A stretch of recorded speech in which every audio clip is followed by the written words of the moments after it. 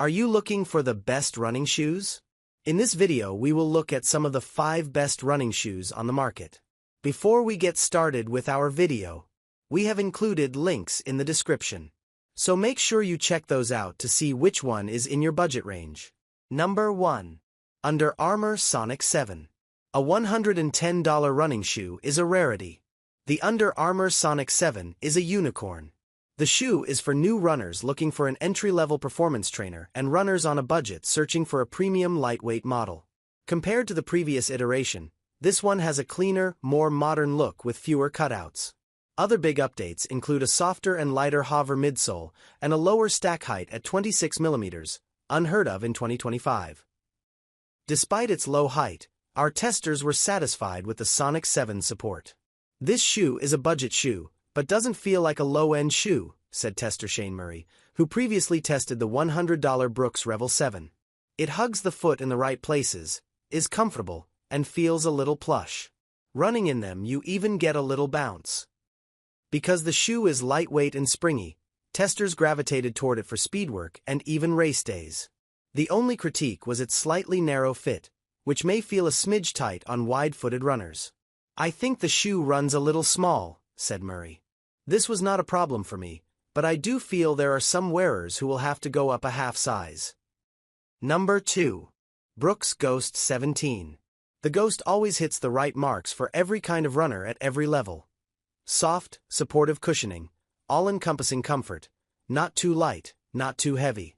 There's always room for improvement, however. When our testers ran in previous models, their main request was more cushioning in the forefoot. Brooks listened.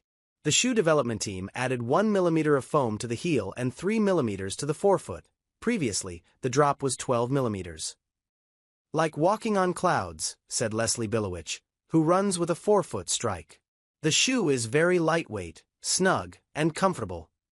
The Ghost's cushioning continues to evolve with DNA Loft V3 foam, which was used in the Glycerin 21 and Glycerin GTS 21. It's another reason why the Ghost 17 feels even softer than the previous version. There was a nice smooth transition from the landing phase to push-off, said another tester. This shoe had the utmost comfort. Number 3. Asics Nova Blast 5. The first Nova Blast was one of the bounciest shoes we've ever run in. It was insanely fun, if chaotic. But that doesn't work well for the masses. So Asics tightened things up to the point that the 4th iteration was almost too hard and lifeless.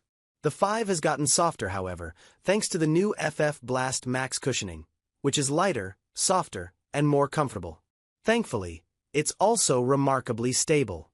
It's a great option as a versatile daily trainer that can be used for easy jogs and longer training runs, but it doesn't feel like it holds you back if you decide to push the pace.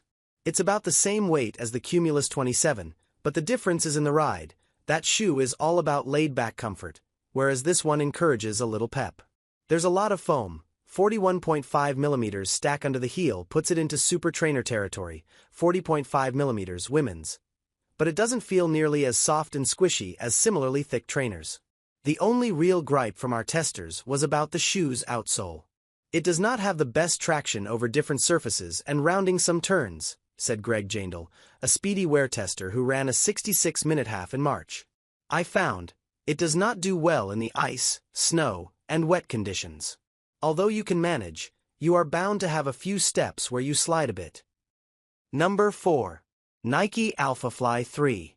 The lead pack at major marathons has, in recent history, been dominated by Nike's Vaporfly, not the Alphafly, which is technically designed to be a better marathon distance racer.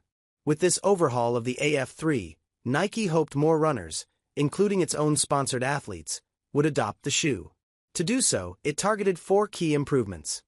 Create a smoother transition, redesign the arch to eliminate irritation and improve stability, reduce weight, and maintain energy return. The most obvious change addresses that first point. The shoe visually looks like an all-new model with the sole fully connected by foam.